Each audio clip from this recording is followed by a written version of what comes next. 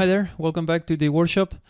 And today we're gonna start with the facial. So this video is gonna be a little introduction of what we're gonna see on the next videos, and also a recapitulation on the goals on this workshop. And yeah, just give you a little roadmap up front of what is coming next. So the first thing I want to talk, it's the goals on this workshop. Just make a little recall on that. So I'm gonna take here the board. So as I told, this workshop, it's meant well, it's basically what I call the data-centric rigging thing. So we have the data-centric is the main goal.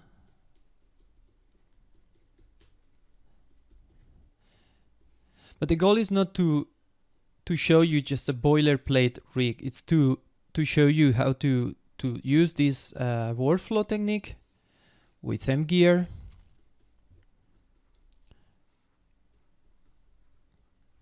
Just move it there. So we can build rigs very flexible and reuse parts and build rigs in a pipeline where we need to build many rigs at the same time. So we're gonna talk about facial, the next videos, obviously. This is the point of this video.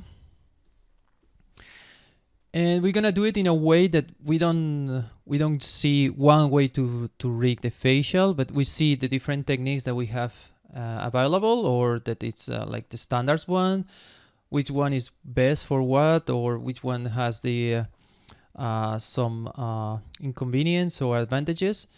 And basically we will go on several approaches and talk about several things. The first thing, it's gonna be like talk about the, well, this is gonna be in this video basically, but different approaches on facial. So usually the first, probably the first kind of facial rigging or articulation that you hear is the plane shapes. Probably plane shapes is what almost everybody does, and if you search on Google, there is many I don't know how to write some shapes, sorry. Yeah, so this is the standard number one when it comes to facial. I mean, it's good, it's very easy to grasp, and it has many advantages and also drawbacks here, but yeah, it's the first that you're gonna, probably if you Google around, it's the first that you're gonna see. Then inside this facial or the plane shapes facial articulation, probably you hear something that is called like facts. That's very popular now. It's more for realistic characters, and the stands, these letters for facial action. What? Sorry, just I forgot. Facial action coding system. Yeah, that was the the standings for, and basically was adopted for CG industry. So you get like a coding on the facial. It's some, you can Google it and you will see there is some expression that it was, I think it was from psychologists that did research this thing first, and then it was applied for other like for CG. Some people in CG saw the value on this, and how it codification helps to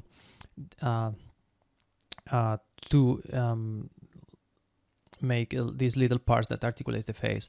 So that's the one popular thing. And nowadays, if you do that, probably it comes from scans. That's scan data. I did some rigs with this system, similar, with handmade plane shapes, and it's super difficult to do. So normally, or it takes so long, more than difficult, it's so long, it's much patient to do this. And if you remember my tool on the tool I talked on the previous videos about the DPK Smooth, if you search on his website, he has a really nice tool to work with this kind of combinatories and plane shapes. It was similar to what they used on was used on Weta Digital for Gollum and things like that. So that's something that maybe you want to check. Then yeah, nowadays I think all the fact systems that the good ones come from scan data, because it's super hard to get this properly. Then you have another system that probably is the most simple one, that it's what I call the full expression. And this is when you come and say, okay, I model my full smile, my full sad, my full, I don't know, anger, like this. I don't know. This is supposed to be a mouth. Sorry for the draw, but this is a mouth now. And let's say you. So that's the full expression. So the problem with the full expression is that it's hard to combine. So if you want to do something like anger but sad, like it's hard. So if you do this plus these two expressions,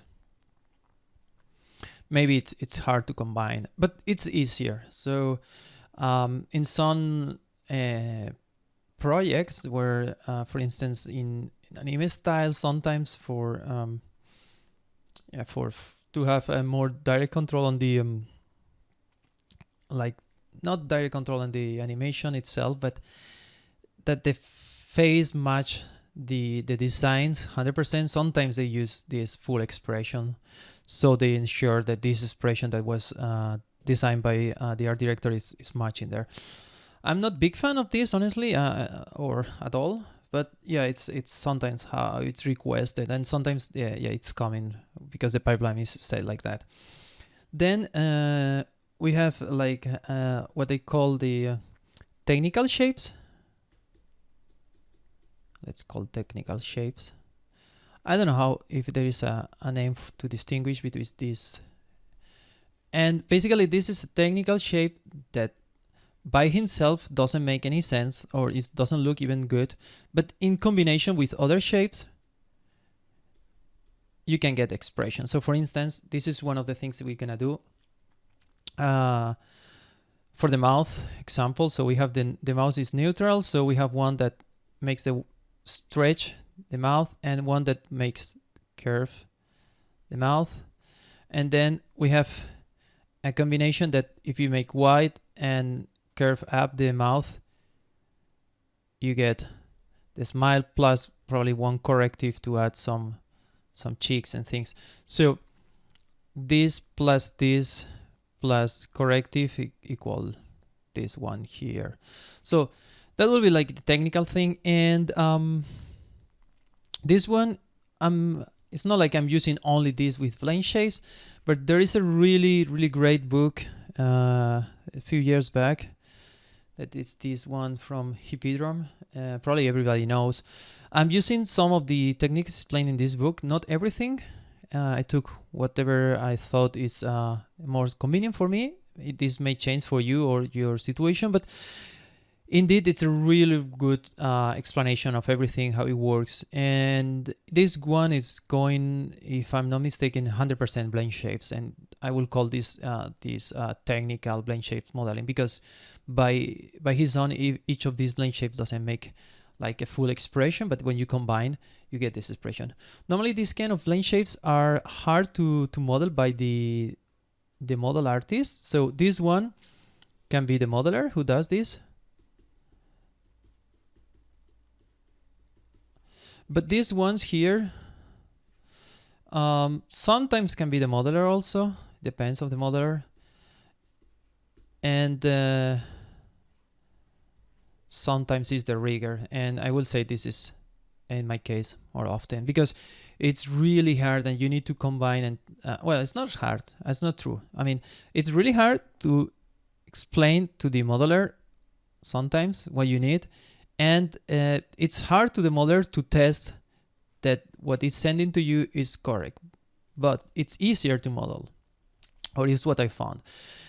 The thing is that if I model this, I have my, especially I use like tools like shapes, so it's easier to make the combinations. So when I use shapes tool, I can make my combinations, split everything, trigger several parts, and this helped me as a not only modeling but also to test my rig or test my my prototype rig. So that is the way that I use the this technique, like technical shape modeling, or I don't know how. Probably if you know a better name to call it this one, just let me know. But yeah, I call it technical shape. So we have like full expressions that is more artistic driven. We have the facial action coding system that, by the way, it's quite technical also. And this technical shapes. So this technical shapes works really well when it's something like it's the probably I'm making a typo here because I don't know. It's the license like that. Not sure. Anyway, or cartoon characters. Probably this one, when you need more artistic control, is the one that works better. And yeah, effects is more for realistic.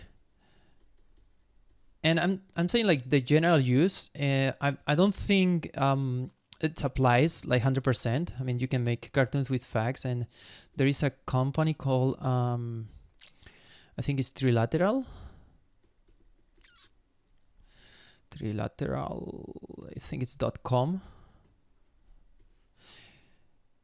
These people, it's super good. And I think Snappers is also doing a really nice facial action coding system rigs. Snappers, they have a couple of them are really impressive and are really super good. I think Trilateral is in the top of this like high quality fact system with the scans, and also they do cartoon style. So as you can see, it's not like 100% applies to everything, and depends of each company. It has many options. So this is the shapes thing. Okay, then we have the joints. Yeah, and sometimes this is the typical question: how do you rig facial? You use joints? You use plane shapes? Yes, I use both, and it's because sometimes it's easier to do one thing, and sometimes it's easier to do it the other way. So why not using the both systems? So for joints, okay, joints, normally the first thing you came to your mind, it's games. So if I use joints, it's because I want to export to game engine. That's not true. Right nowadays, you can use plane shapes all now, and I think it's kind of the standard right now. But yeah, it's the most stereotypical, like it's for games. At the game, we're gonna use joints a lot because we have our we have the lips rigger, and we have the eye rigger that comes with mGear that we're gonna use in the first videos of this series. And also we're gonna do other extra controls for the facial. That doesn't mean it's for like full expression. Sorry, this pretends to be a T. Extra controls that we're gonna use to create like more extreme poses, or like to control the general shape of the face, like for instance to add bend and squash and things like that.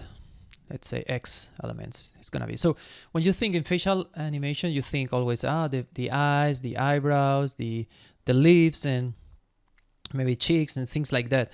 But indeed there is much more that you can do in the face or in the full head. So we're gonna tackle this, and probably the vast majority is gonna be with joints. I'm sorry, just a little sip of water. Okay, so there is another system that it's well known and some people use a lot. It's the Deformers.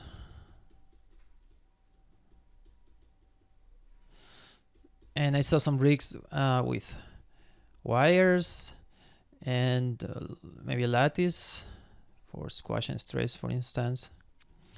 And I'm totally dyslexic. This. Okay. And things like that. We're gonna use some of them, not a lot, because they tend to be expensive now. It's not that true also, because we have the it's an X, by the way. We have these GPU overrides, and we have the parallel and so on, and many of the deformers already goes with this new technology. And yeah, by the way, if you are strict, plane shapes and skin cluster, they are also deformers. So if we think like a more abstract way, everything is the deformer, but let's make the differentiation between the other deformer sampling shapes and skin cluster. And then the last one, that is the one that I like the most, is the mix set. So don't choose any of these, just choose everything and make a mix. So you can quickly take advantage of any of the other elements to make your rig. So that is the way I like to rig. It's just don't think in one solution, but just go and take everything there. So this is our general scheme of how the facial rigging approaches are working. Probably, I don't know, maybe there is other approaches, like maybe there is one that you have a full solver that solves your head, your facial for you with a complete inside like mechanics and logics, and you just pull out the final deformation. I don't know, but yeah, this is probably the most common ones and the most used all around. So that was the part. Then I'm going for explain the different facial approaches, and just let me check my notes here because I don't want to forget anything. Okay, facial approaches.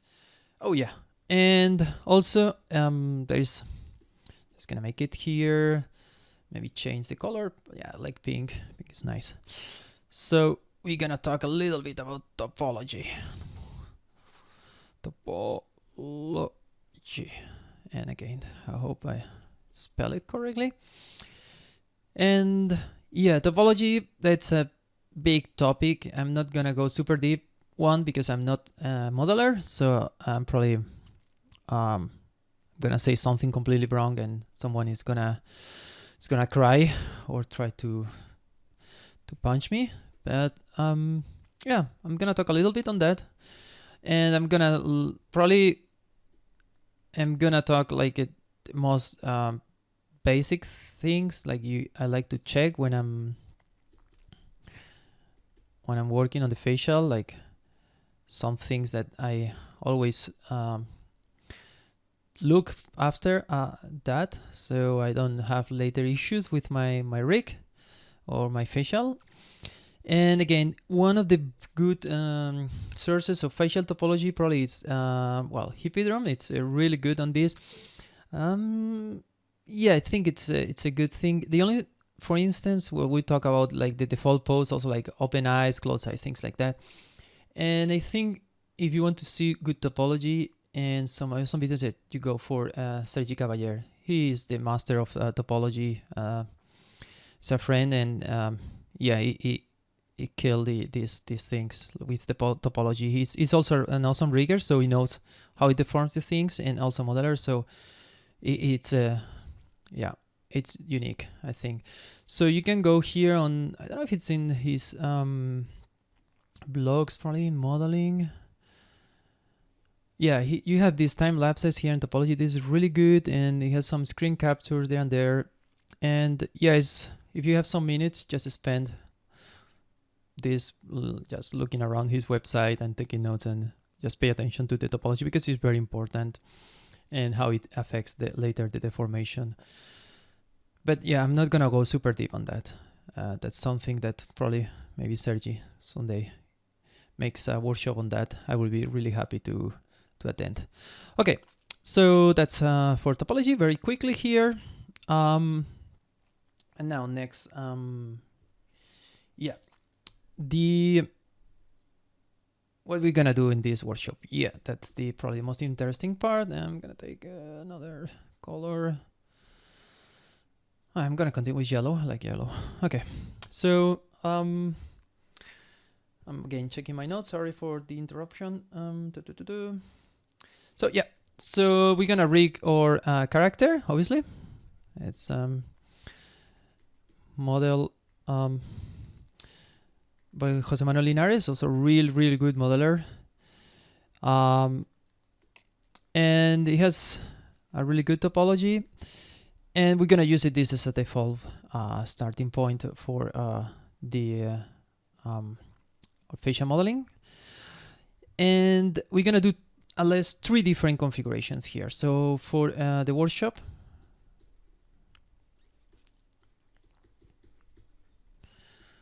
we're gonna do 3 facials. So the first one, it's gonna be like just oops, sorry, just where am I not?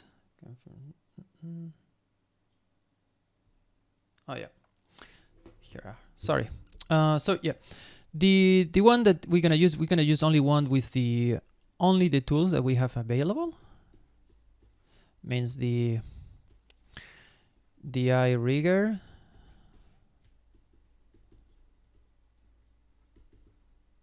whoops, and the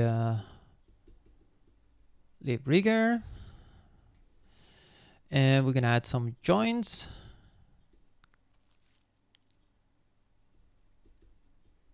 And that's it.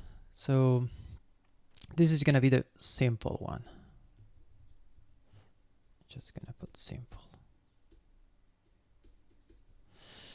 And all this, it's gonna be in one layer. What I mean one layer, it's everything is going to be applied to one, let's say this is the face.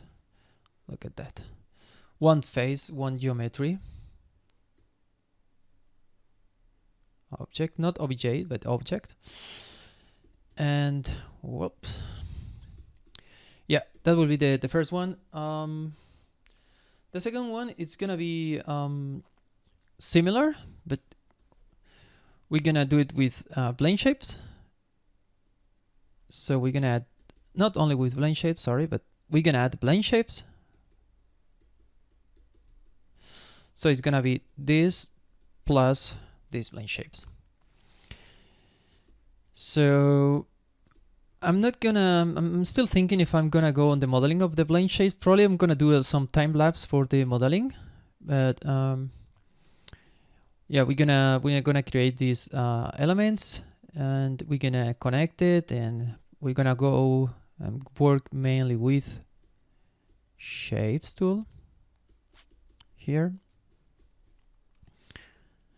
And it's also one layer. So this is gonna be one step forward on the complexity of the rig. And then we're gonna do a third one where we're gonna scrap all these things, split it in different what they call local rigs. So we're gonna do like just put this layer it. I don't know if I'm spelling this correctly. Sorry. Layer it rig. So this is gonna have several local rigs.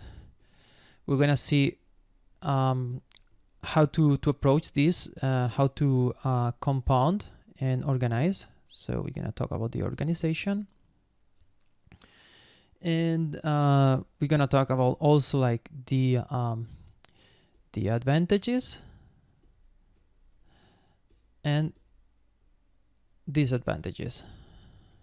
So here, up to here, it's one single layer. It's gonna be quite fast. It's gonna be relatively simple.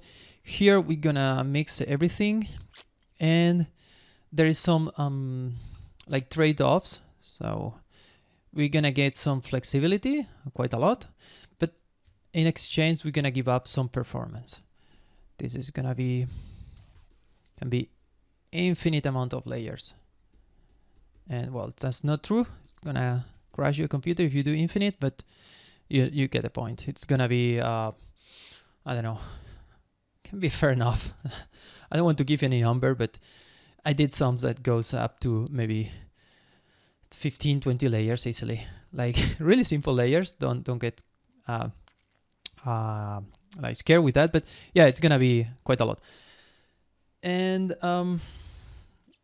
when we talk about that, obviously we're gonna talk about what I was saying, like this performance trade-offs, and also we're gonna talk about the complexity. So things that it's a complexity vs like time that we have against performance against needs. So that's probably the formula that, so how complex, and when I say complex, maybe I should not use complex, but maybe I should use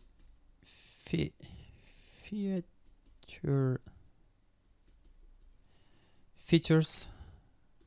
So how rich in features and flexible. Whoops,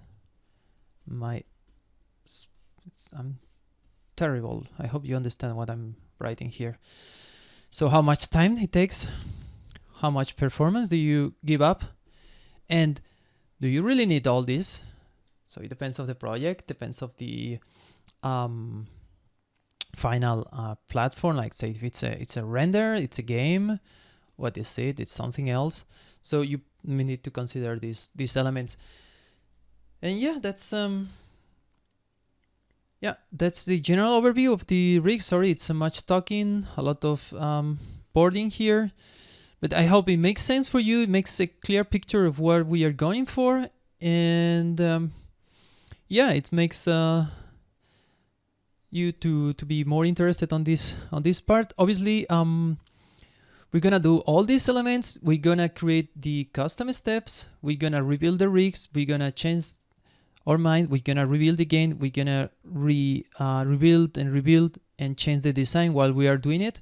So it's not gonna be like a straightforward path, like we go A, B, C, D until Z and we finish the rig. That's not the point of the workshop. It's like to analyze where we get non-exit street, and we go backwards and we figure out another route to get the same, and so on. So yeah, I think the video it's quite long actually. It's almost half an hour. That's it's too much for my taste, but sorry if I'm getting you bored with this. But yeah, see you in the next video. Bye bye.